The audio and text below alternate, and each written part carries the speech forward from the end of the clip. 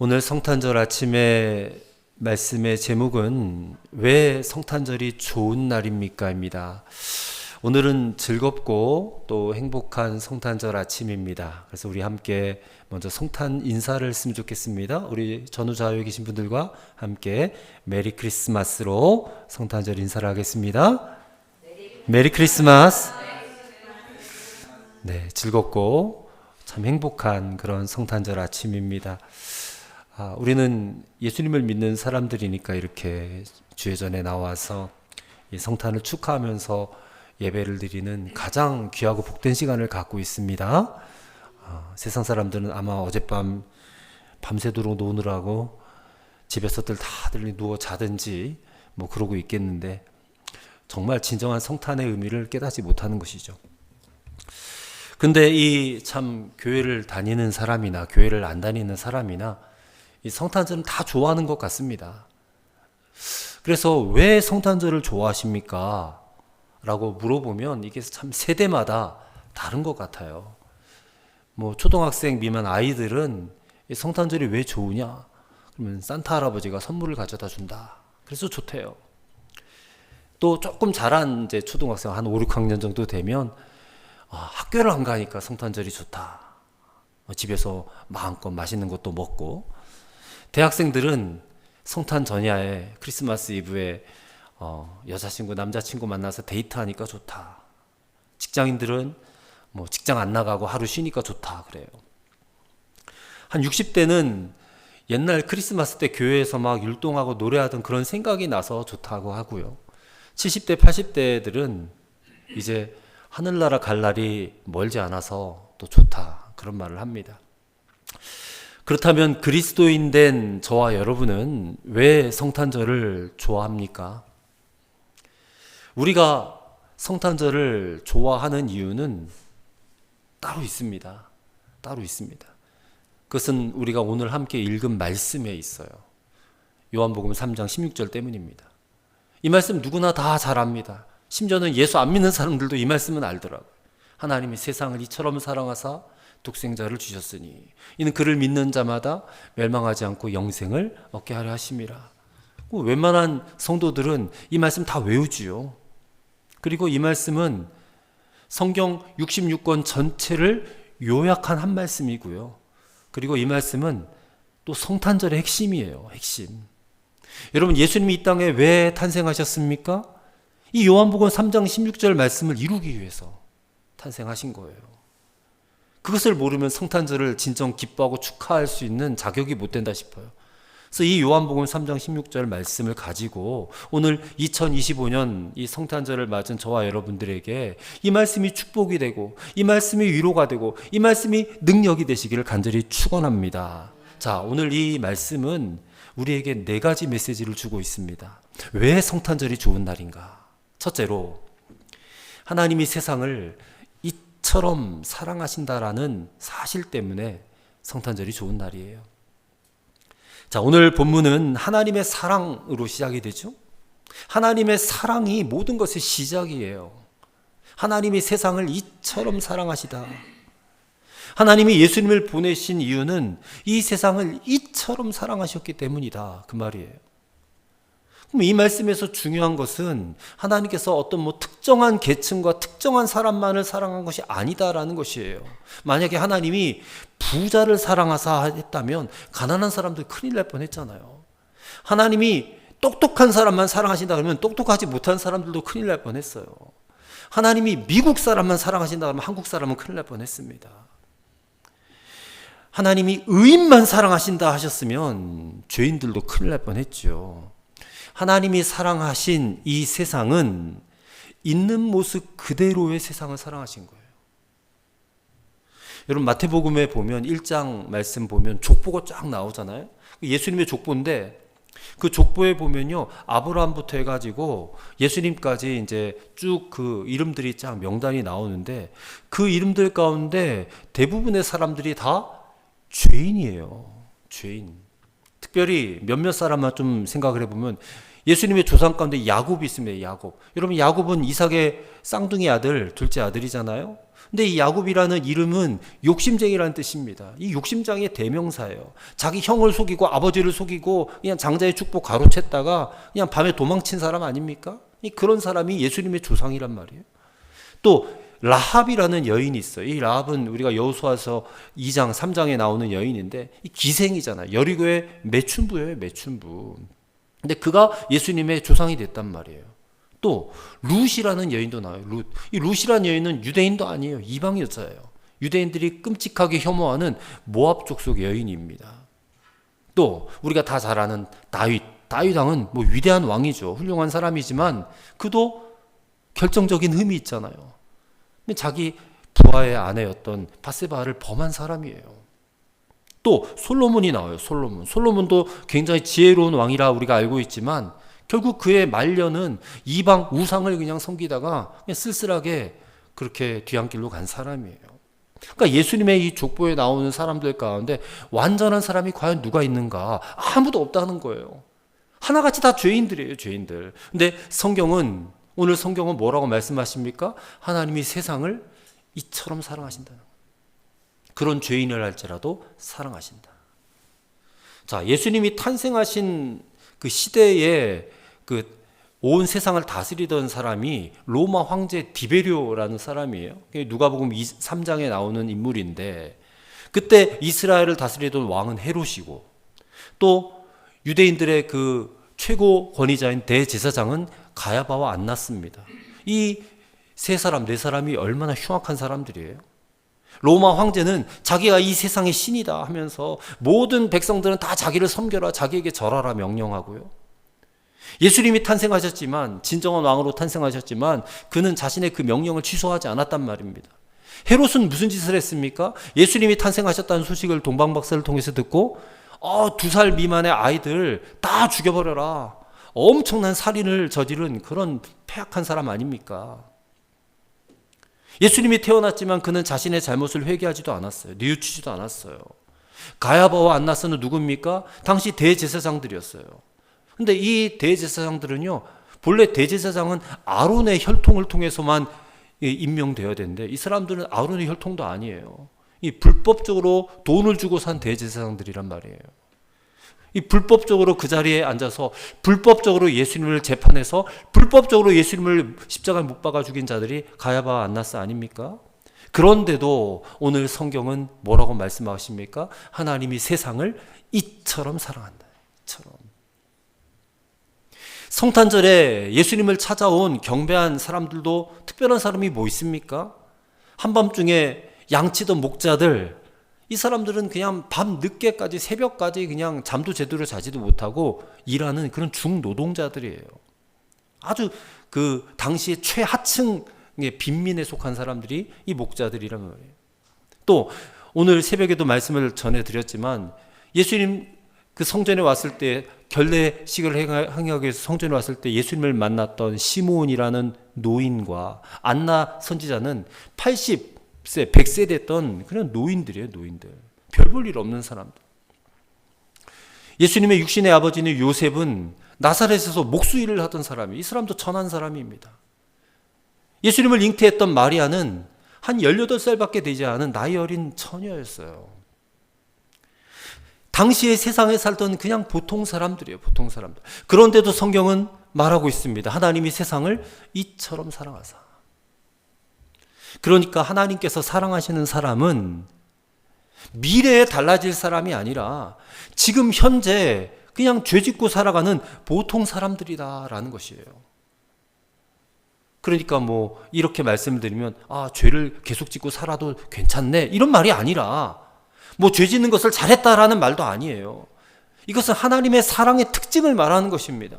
하나님은 이 세상 사람들이 달라졌기 때문에 사랑하는 것이 아니라 이 세상 사람들이 달라지게 하기 위해서 세상을 사랑하시는 거거든요. 저와 여러분을 달라지게 만드시기 위해서 이 세상을 사랑하시는 거거든요. 우리 지금 있는 모습 그대로를 사랑하시고 결국 예수님을 믿게 하심으로 하나님께서 원하시는 모습으로 변화시키기 위해서 우리를 먼저 사랑하시는 거예요. 그게 하나님이 세상을 이처럼 사랑하사의 진짜 의미라는 것입니다. 그래서 사도 바울은 로마서 5장 8절에 이 하나님의 사랑의 진수를 이렇게 표현을 했습니다. 우리가 아직 죄인 되었을 때에 그리스도께서 우리를 위하여 죽으심으로 하나님께서 우리에게 대한 자기의 사랑을 확증하셨다 그랬어요. 여기서 중요한 단어가 아직이란 단어입니다.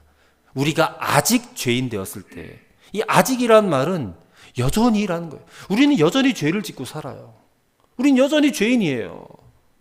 여전히 죄 가운데 있고 죄를 버리지 못하고 있는데 하나님께서 우리를 그냥 사랑하셨다는 거예요. 그냥 사랑하셨다. 심지어는요, 로마서 5장 10절 말씀에는요, 우리가 여전히 하나님과 원수 되었을 때에도 하나님 우리를 사랑하셨대요.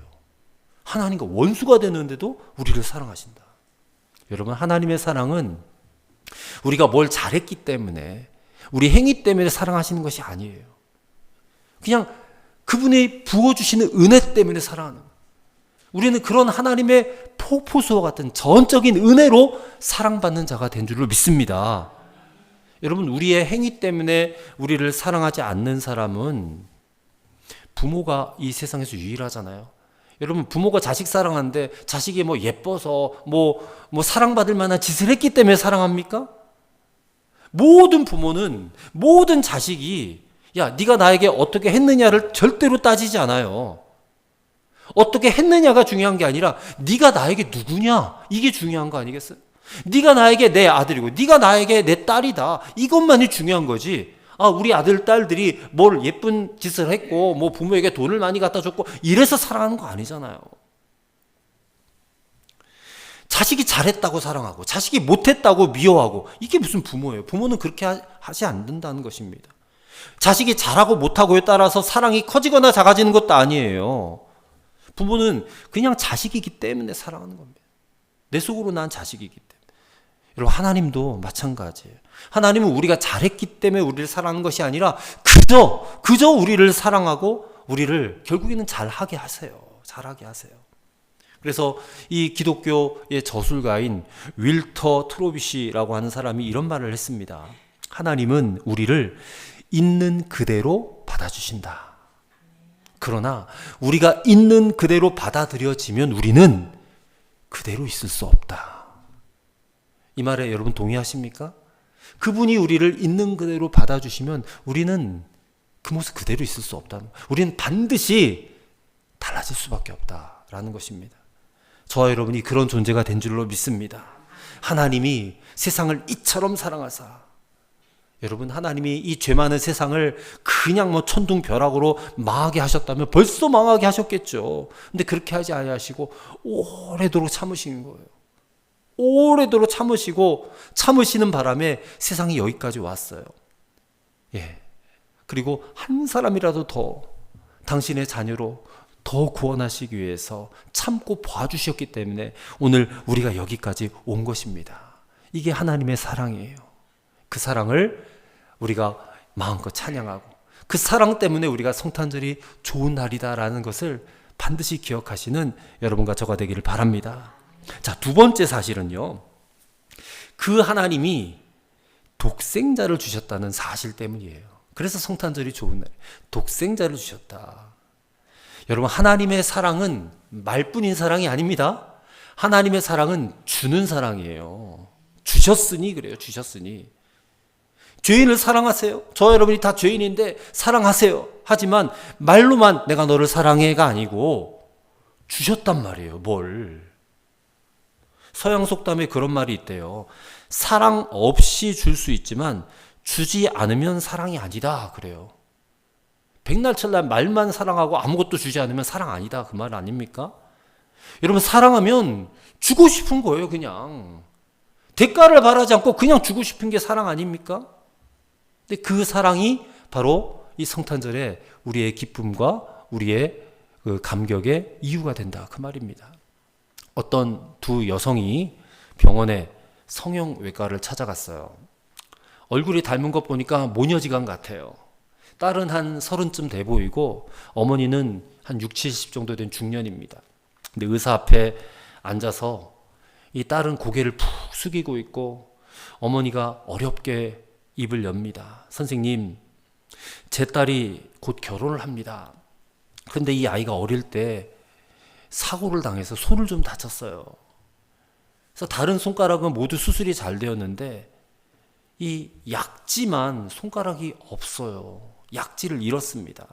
근데 결혼하면 예물도 주고 반지도 끼워줘야 되는데 이 반지 낄 약지가 없어요. 그래서 선생님, 혹시 제 손가락을 우리 딸에게 줄 수 있을까요? 선생님, 제발 좀 부탁합니다. 제 손가락을 떼서 우리 딸에게 좀 붙여주세요. 수술해 주세요. 그래서 의사가 그 얘기를 듣고 한참 동안 그냥 말없이 두 사람을 바라봤어요. 딸은 고개도 들지 못해. 눈물만 연신 흘리고 있어. 어머니는 의사 앞에서 애원하듯이 그냥 연신 고개를 속이고 부탁을 하고 있어. 그때 의사가 생각했습니다. 이들이 병원에 오기까지 얼마나 고민을 많이 했을까? 마음은 또 얼마나 아팠을까? 그래서 의사가 물었답니다. 병원은 몇 군데나 다니셨습니까? 그러자 어머니가 7군데 다녔습니다. 여기가 7번째입니다. 그래서 의사가 말합니다. 예, 알겠습니다. 이제 다른 병원 가실 필요 없습니다. 제가 수술해 드릴게요. 그랬다는 겁니다. 그래서 이 모녀가 연신 고맙다고 인사하고 수술 날짜를 잡은 다음에 돌아갔어요. 그 둘이 병원은 나서는 그 모습을 보고 의사가 눈시울이 뜨거워졌다는 것입니다. 이 이야기를 보면서 사랑이 무엇인가? 그저 주고 싶은 거 아니에요? 그저 주고 싶은 거. 사랑 없이도 줄 수는 있어요. 하지만 주지 않고는 사랑이 아니다. 주지 않고는. 어느 교회에 한 여자 집사님이 얼굴이 갈수록 거무튀해져요. 그래서 목사님 묻습니다. 집사님, 요즘 무슨 걱정되는 게 있으세요? 병원에 한번 가보세요. 그래서 병원에 갔다 왔더니 그냥 청천벽력이에요. 목사님, 큰일 났어요. 제가 간경화래요. 빨리 수술하지 않으면 저 죽는데요. 근데 수술비가요, 그냥 1억 가까이 든대요. 도대체 어떻게 하죠? 그 남편은 50대 후반의 직장인입니다. 며칠 후 두 부부가 목사님을 찾아옵니다. 남편이 말해요. 목사님, 제가 직장을 좀 일찍 퇴직하기로 했습니다. 그래서 목사님이 걱정을 했어요. 그랬더니 목사님, 걱정하지 마세요. 그냥 몇 년 먼저 퇴직을 한 것뿐이니까 괜찮아요. 그럽니다. 그래서 퇴직금을 받아가지고 아내 수술을 했습니다. 근데 간경화가 수술만 했다고 완치됩니까? 이 간에 고인 담즙 계속해서 빼내야 되고 약도 계속해서 복용을 해야 되는데 이 치료비가 장난 아니게 드는 거예요. 어려운 살림인데 남편은 이 아내 병간호하는 거 그냥 불평 한마디 하지 않고 끝까지 아내를 치료하는데 자신의 온 힘을 다 보탠 거예요. 그래서 목사님이 신방을 갔더니 아내가 울면서 말합니다. 목사님, 우리 남편에게 너무 미안해요. 근데 옆에 있던 남편이 이렇게 말합니다. 목사님, 저에게 가장 소중한 사람은 이 사람뿐입니다. 이 사람 없으면 전 아무것도 아니에요. 그러면서 남편도 같이 울어요. 그렇게 해서 이들이 치료를 다 받은 다음에 교회 앞에서 간증을 했는데 온 교회가 눈물바다가 되었다는 것입니다. 이 이야기를 또 읽으면서 사랑은 과연 무엇인가? 사랑은 주는 것이다. 여러분, 사랑하는데 못 줄 게 뭐가 있어요? 어느 교회에서는 그냥 아버지가 간이 안 좋으니까 자기 아들이 아버지에게 간을 떼어서 줬대요. 왜 그렇게 합니까? 사랑하니까 주는 거예요. 근데 여러분, 다 줄 수 있는데 그게 아들이라면 어떻습니까? 여러분, 제가 아들을 낳았어요. 우리 규현이도 있지만 제가 아들을 낳았는데 보자기에 쌓였어요. 핏덩어리. 이 아들이 막 울다가 이제 잠이 들었어요. 그렇게 자는 모습이 너무 예쁘고 귀여운데 어떤 두 사람이 딱 오더니 저에게 축하를 건넵니다.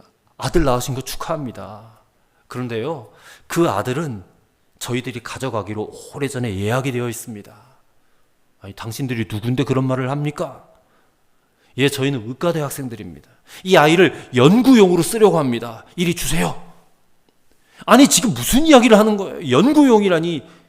누가 그런 약속을 했단 말입니까? 누구라니요? 당신 아버지가 그랬겠어요. 당신 아버지가 손자가 태어나면 의학 발전을 위해서 손자를 바친다고 약속했다니까요. 여기 보세요. 여기 증서가 써 있잖아요. 하면서 그런 말을 하니까 얼마나 기가 막힙니까? 여러분 같으면 그 아들 내주겠어요? 아버지가 약속했으니까 그래, 어쩔 수 없지만 아버지가 약속했으니 잘 가라 하고 이 필덩어리 아이를 주겠냔 말이에요. 여러분, 주라는 사람이나 달라는 사람이나 아니 주는 사람이나 이게 다 미친 사람들 아닙니까? 어떻게 핏덩이 아들을 줘요? 그것도 이 아들을 살리자는 게 아니라 죽이자는 거 아니에요. 영구용으로. 어떤 정신없는 아버지가 그런 일을 하겠느냐. 현실에서는 그런 경우가 거의 없어요. 근데 그렇게 정신없는 아버지가 한 분 계셔요. 누굽니까? 하나님 아버지, 하나님 아버지. 정신없는 아버지 아니에요? 정신없는 아버지. 세상을 너무너무 사랑하신 나머지 자기 독생자를 내어주셨대요. 이 독생자, 이 아무 아들이 아니라 독생자예요, 독생자. 독생자가 헬라어로요, 모노게네스라는 말이에요. 모노게네스. 모노는 하나라는 뜻이고요. 게네스는 생명이란 뜻이에요. 모노게네스. 그러니까 하나밖에 없는 생명이에요. 하나밖에 없는 생명. 그게 독생자예요. 여러 아들이 있는데 그 중에 하나 내준 게 아니고 유일하게 하나밖에 없는 생명, 하나밖에 없는 그 아들, 그것도 살리려고 준 게 아니고 죽게 하려고 주신 거라니까요. 죽게 하려고. 그 모노게네스 독생자를 저와 여러분을 위해서, 저와 여러분의 죄를 대속하고 우리를 살리시기 위해서 아낌없이 이 땅에 내어주신 그분이 하나님 아버지의 사랑이라는 거예요. 우리가 다 아는 얘기지만 그 사랑이 정말 오늘 이 성탄절 아침에 우리 마음 깊은 곳에 꿰뚫어 들어가실 수 있게 되기를 바랍니다. 이 사랑이, 하나님의 사랑은 그냥 사랑이 아닙니다. 하나밖에 없는 생명이신 독생자 예수님을 내어주는 사랑이었어요. 우리는 그렇게 못합니다. 근데 하나님은 하셨단 말이에요. 그 사랑을 깊이 기억하면서, 깊이 새기면서 그 성탄절을 좋아할 수 있는 그런 이유로 삼으시게 되기를 바랍니다. 세 번째로는요, 왜 성탄절이 좋습니까? 누구든지 그를 믿기만 하면 되기 때문에. 믿기만 하면 되기 때문에. 자, 첫 번째, 두 번째는 하나님이 하신 일이잖아요. 근데 이 세 번째는 우리가 할 일이에요. 하나님은 세상을 이처럼 사랑하셨어요. 그래서 독생자까지 주셨어요. 그러면 이제 우리는 뭘 해야 돼요? 믿어야 돼요. 우리가 그분과 갖는 관계는 믿음을 통해서 이루어지는 관계예요. 행위가 아닙니다. 오직 믿음으로만 이루어지는 관계. 그래서 그를 믿는 자마다 그랬어요. 이 요한복음 3장 16절에 행위 없습니다. 그냥 믿는 자마다 했어요. 믿는 자마다. 그러니까 믿음만 요구했다는 것이 얼마나 감사한 일이에요. 하나님께서 우리에게 구원을 주시기 위해서 뭐 어떤 다른 것을 요구한 적이 없어요. 누구든지 헌금 많이 하는 자는 영생을 얻으리라 그렇게 말씀하셨다면 돈 없는 사람들은 천국에도 못 갈 뻔했어요. 누구든지 금식 많이 하는 자가 영생을 얻으리라 했으면 한 끼도 못 굶는 사람들은 지옥 갈 뻔했어요. 누구든지 구제를 많이 하는 자마다 영생을 얻으리라 했다면 평생 구제 한 번 못한 사람은, 자신만을 위해서 산 사람은 소망이 없을 뻔했다니까요.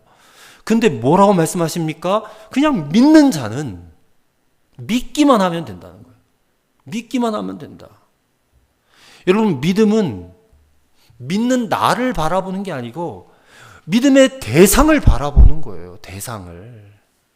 옛날에 광야에서 이스라엘 백성들이요, 불뱀에 막 물려 죽어가요. 그때 하나님께서 모세에게 장대에다가 구리뱀을 만들어서 높이 달아라. 그리고 뭐라고 말씀하셨느냐? 이 구리뱀을 쳐다보는 자마다 살리라 그래요. 쳐다보는 자마다. 뱀에 물린 자는 뱀과 싸워야 된다라든지 무슨 약초를 구해서 약초를 발라야 된다라든지 이런 말 하지 아니하시고 그냥 구리뱀 만들어가지고 그거를 쳐다보면 살리라 그랬어요. 여러분, 믿음은 그냥 예수 이름을 쳐다보는 거예요. 예수님을 바라보는 거예요. 믿음은 예수님을 통해서 하나님이 하신 일을 그저 받아들이기만 하면 되는 거예요. 그게 믿음이에요. 미국에서 어떤 한 착한 청년이 나쁜 친구를 만나서 이 노름을 배웠어요. 노름을. 처음에는 몇 번 재미로 몇 번 하다가 나중에는 거기 중독이 됐어요. 여러분, 마약이나 뭐 담배나 술이나 노름이나 다 중독입니다. 한 번 처음에는 재미로 삼아 하겠지. 근데 두 번, 세 번 하다 보면 거기 그냥 빨려 들어가는 거예요. 못 벗어나요. 못 벗어나. 어쨌든 이 친구가 그렇게 노름 중독자가 되었어요. 거기 완전 미쳐버린 거예요. 미쳤어. 그러다가 이제 술까지 마시게 되고, 술 마시다가 그냥 술 마시면 이 감정이 그냥 통제가 안 되잖아요. 사람과 다투다가 그 사람을 죽이고 말았습니다. 살인죄를 범했어요. 그래서 재판에 넘겨졌습니다. 당시만 해도 이게 곧바로 그냥 사람을 죽이면 그냥 뭐 이유여야를 막론하고 그냥 사형의 집행이 되어버리는 그런 상황이었어요. 근데 이 청년이 원래는 착한 청년이었잖아요. 그래서 이 청년이 자란 동네 사람들은 이 청년을 잘 알아요. 그래서 사람들이 진정서를 냈습니다. 주지사에게. 아니, 이 사람은요 본래 좋은 사람이었는데 어쩌다가 이렇게 좀 잘못된 길을 걸어서 그냥 실수로 사람을 죽인 것 같아요. 그랬더니 한 번만 용서를 해주자. 그래서 주지사가 그 진정서를 읽고 마음에 감동을 받았어요. 이 주지사가 독실한 그리스도인이에요. 그래서 어떻게든 이 청년을 살려내려고 그냥 노력을 합니다. 그래서 감옥으로 면회를 갔어요. 근데 이 주지사가 자신이 주지사인 것을 드러내지 않고 좀 허름한 옷을 입고 면회를 갔어요. 근데 청년이 그 주지사를 만나려고 하지 않아요. 근데 간신히 달래서 주지사를 만나게 됩니다. 그러면서 자신의 정체를 밝혀요. 나는 주지사입니다. 내가 당신의 사면을 법원에 건의하겠습니다. 내 제안을 받으세요. 그랬더니 이 청년이 당신이 무슨 주지사며 당신이 무슨 제안을 하느냐 하면서 받아들이지 않아요. 거절하는 거예요. 하도 그냥 완강하게 거절하니까 별 수 없이 그냥 주지사가 돌아갔는데 며칠 후에 이 청년이요, 자기를 찾아오는 그 사람이 주지사인 걸 알게 되었어요. 그제서야 자신이 그 제안을 안 받아들이겠다는 고집부린 것을 후회를 하고 용서를 빌었어요. 근데 주지사가 받아주지를 않았습니다. 결국 이 청년은 사형 집행을 당하게 되고 말았는데, 그 사형 집행 날에 그냥 무릎을 꿇고 이렇게 말해요. 나는 죄를 지어서 죽는 것이 아니라 용서를 받아들이지 않아서 죽습니다. 그런 말을 했다는 거예요. 근데 바로 이거예요. 죄를 지어서 죽는 것이 아니라 용서를 받아들이지 않아서 죽는다. 여러분, 믿음은 예수님이 십자가에서 우리를 위해서 하신 그 일을 받아들이는 거예요. 받아들이는 거. 내가 주체가 아니에요. 하나님이 주체가 되셔서 이미 다 우리를 용서하셨고, 나는 하나님이 이루어 놓으신 그 용서를 그저 믿음으로 받아들이는 거예요. 이게 구원받는 방법입니다. 근데요, 중요한 것은요, 누구든지 거기엔 제한 조건이 없어요. 누구든지. 신약 성경에 보면요, 누구든지가 한 10번 정도 나와요. 마가복음 16장 16절에도 누구든지 믿고 세례를 받으면 구원을 받을 것이요 그랬어요. 요한복음 3장 36절에도 누구든지 아들을 믿는 사람에게는 영생이 있다 그랬어요. 요한복음 4장 14절에도 누구든지 내가 주는 물을 마시는 자는 영원히 목마르지 아니하리라 그래요. 이 누구든지 속에 저와 여러분도 들어가 있습니까? 들어가 있어요? 여러분이 믿는다면, 정말 믿는다면 이 누구든지 안에 다 포함되어 있는 줄로 믿습니다. 이 누구든지 예수를 믿기만 하면 하나님과 만나게 되고 하나님의 자녀가 되고 구원받은 의인이 되고 하나님의 백성이 된다는 것이에요. 그래서 이 성탄절이 기쁜 날이에요. 그래서 이 성탄절이 우리에겐 너무 좋은 날이에요. 마지막 네 번째로, 멸망하지 않고 영생을 얻기 때문에 성탄절이 좋은 날입니다. 멸망하지 않고 영생을 얻기 때문에. 자, 믿음은 우리가 하나님과 관계를 맺는 방식이라면 영생은 그 결과죠. 믿음으로 말미암아 영생을 얻는다. 근데 자세히 보세요. 영생이 먼저가 아니에요. 멸망하지 않고가 먼저예요. 멸망하지 않고. 영생을 얻기 전에 먼저 망하지 않는 일이 일어나는 거예요. 많은 사람들이 예수 믿으면 천국 가는 줄 알아요? 맞습니다. 예수 믿으면 천국 가요. 근데 천국 가기 전에 한 가지 먼저 있어요. 그게 뭐냐? 멸망이 없다는 거예요. 그래야 천국 갑니다. 여러분, 천국 가서 멸망 받나 안 받나 조사하지 않아요? 영생은 죽은 뒤에 결정되는 것이 아니라 죽기 전에 결정이 되는 것입니다.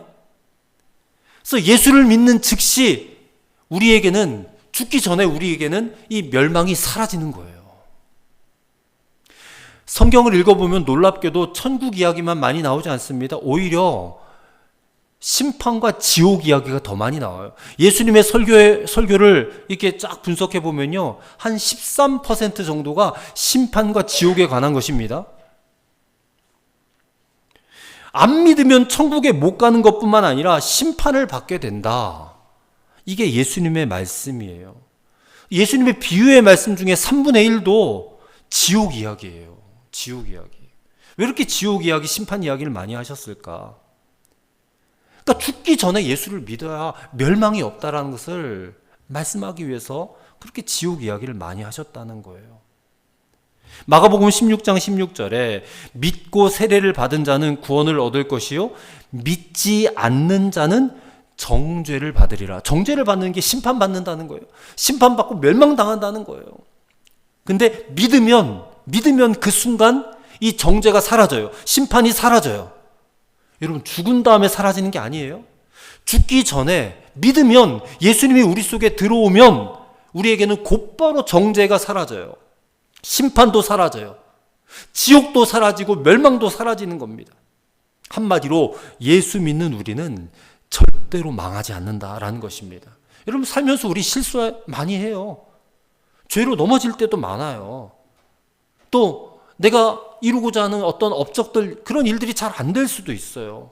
인간관계 어려움이 있을 수 있어요. 하지만 그것 때문에 망하지 않는다는 겁니다. 우리가 믿는 순간 예수님은 우리 안에 들어오시는 거예요. 우리가 천국 문 앞에 서는 순간 구원이 결정되는 게 아니라 천국 가기 전에 믿는 순간 우리의 구원이 결정되는 거예요. 그래서 구원받는 자로 하나님 앞에 설 수 있게 되는 것입니다. 그래서 그만큼 믿음이 중요한 거예요. 어느 교회 어떤 권사님이 하나님의 부름을 받았습니다. 이분이 생전에 신장이 좀 안 좋아서 딸에게 신장 이식을 받았어요. 그래서 한 몇 년 더 살았다고 합니다.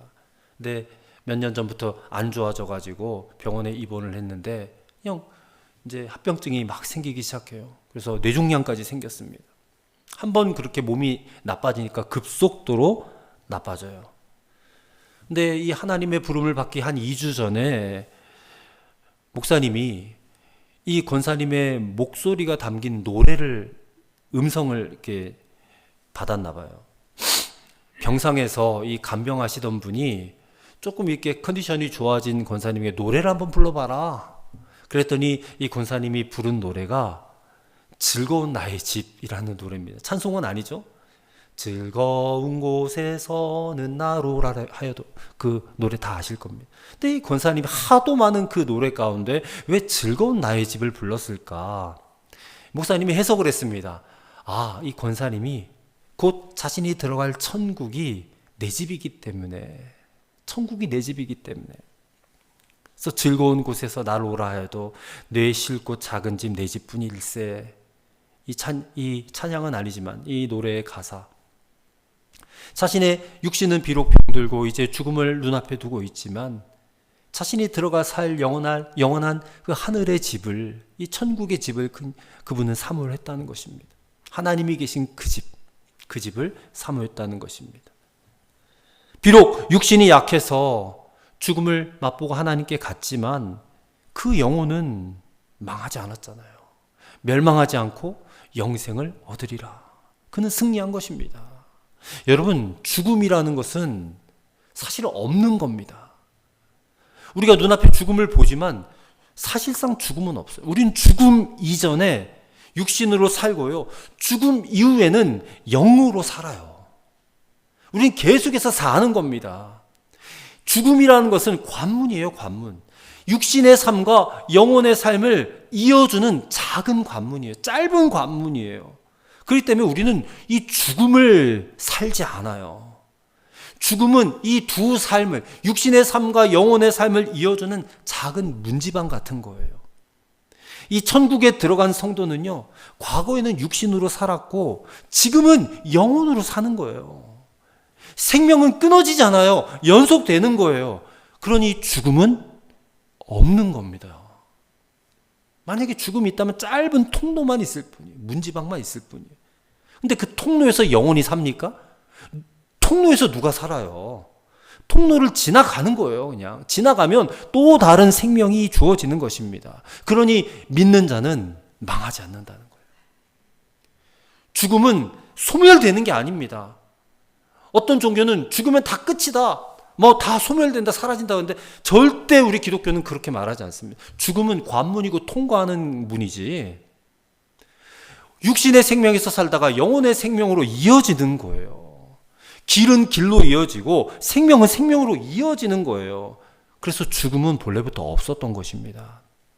예수님이 십자가를 통하여 부활하셨던 것처럼 우리도 그를 믿으면 예수님처럼 우리도 부활하게 될 줄로 믿습니다. 그래서 오늘 이 성탄절 아침에 우리는 성경 최고로 복된 소식을 읽은 거예요.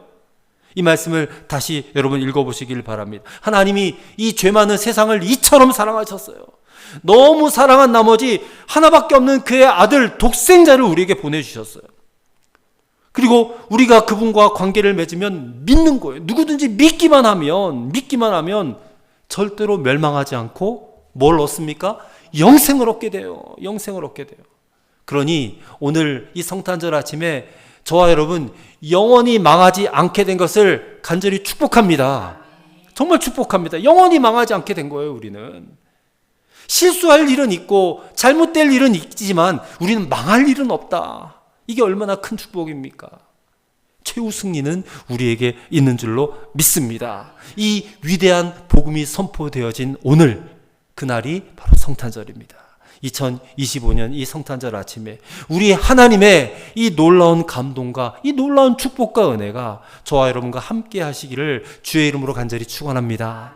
기도하겠습니다. 하나님, 이 최고로 복된 소식이 선포되어진 이날, 오늘 이 2025년 성탄절을 마음껏 기뻐하며 마음껏 즐거워하게 하옵소서. 우리가 멸망하지 않고 영생을 얻도록 하나님께서 사람이 되신 오늘 이 날을 우리 가슴 속에 영원히 잊지 않고, 그리고 만민에게 증거하며 살아가는 복된 그리스도인들, 우리 빛의 숲교회 성도들이 다 되게 하여 주시옵소서. 예수 그리스도의 이름으로 기도드리옵나이다. 아멘.